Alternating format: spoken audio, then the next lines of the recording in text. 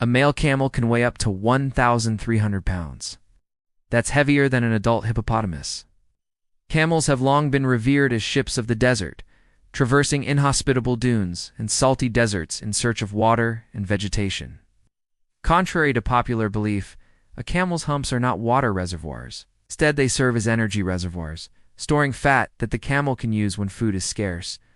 In the vast, open deserts where camels live, there's very little vegetation, very little shade, and very few places to hide.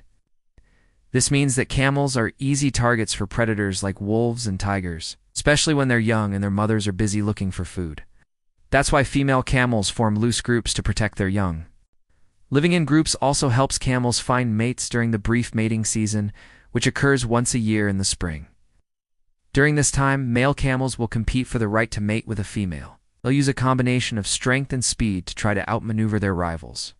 Once a male camel has successfully mated with a female, he'll leave the group and she'll give birth to one calf a year later.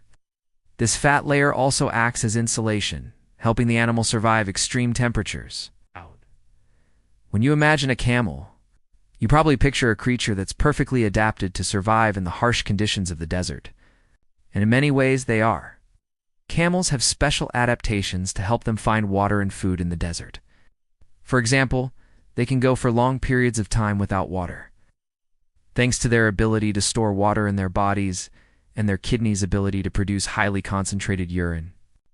They also have wide, flat feet that help them to walk on sand and humps that store fat, which can be used for energy and insulation.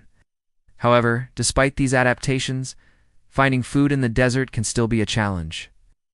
Camels are not picky eaters and will consume a variety of plants that other animals won't touch. But even these hardy creatures have limits. In times of drought, when the desert sun beats down and the sand stretches as far as the eye can see, food can be hard to come by. And without enough food, a camel can't survive. It's a tough life for these gentle giants, but they wouldn't trade it. After all, they're perfectly suited to their environment and wouldn't be able to survive if they lived anywhere else. A camel's hump can hold around 36 pounds of fat, which is enough energy to keep the animal going for a week without food.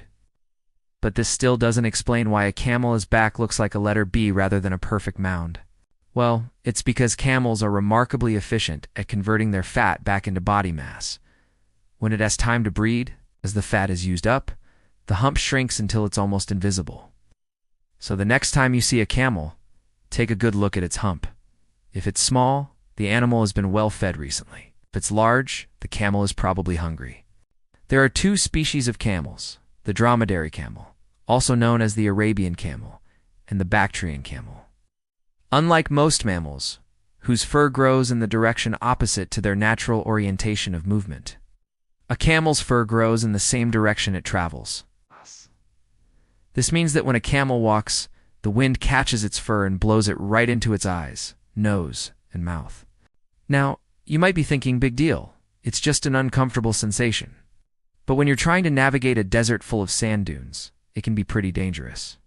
Imagine trying to drive through a sandstorm while being repeatedly blinded by flying sand. It's what it's like to be a camel without the benefit of windshield wipers or sunscreen. Because of this, camels have developed a third eyelid to protect them from the wind-blown sand. These tough, transparent eyelids are called nictitating membranes. They act as a shield, keeping sand and other debris out of the camel's eyes. Interestingly, humans also have a rudimentary form of this membrane, a thin, clear layer called the conjunctiva that covers the front part of our eyes. The latter is further divided into two subspecies, the Mongolian wild camel and the Chinese wild camel. But no matter which species of camel we're talking about, they all live rather difficult lives. Let's take a look at what makes life as a camel so tough. Number 4. Their humps aren't for storing water. No. 3. Their fur grows in the wrong direction. 2.